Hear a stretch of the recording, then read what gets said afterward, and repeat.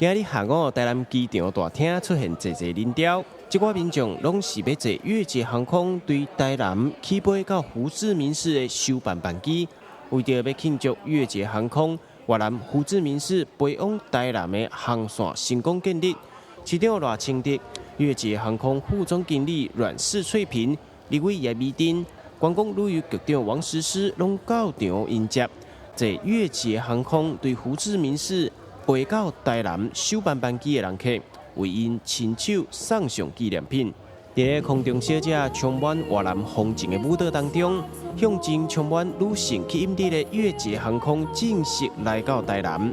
越捷航空副总经理阮氏翠萍也表示，会当在台南建立越捷航空的第6条国际航线是因的荣幸。作为一家新世代航空公司，怀着为广大人民带来更多飞行机会的愿望，越捷正在不停地发展新机队。本公司已承载超过2500万人次，每天有将近300次航班在运作，具有53条国内国外航线飞往台湾、新加坡、缅甸、韩国、中国、泰国等等。越捷航空正在蓬勃发展。这条航线的建立对台南来讲也有相当重大意义。越捷航空直航胡志明市跟台南，固然是越捷航空诸多版图里面的一小步，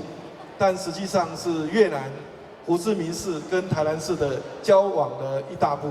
未来势必可以促成胡志明市或越南，或者是台南跟南台湾人民之间的交流会越来越密切。这是台南市的第3条国际航线，在台南市直航香港跟日本之后，现在能够直航胡志明市，这是第3条国际航线。这条航线势必会让台南市跟国际的交流会更加的广、更加的阔、更加的多。新台湾之子或者是台湾的新娘来自越南的新娘子一条更方便回娘家的路。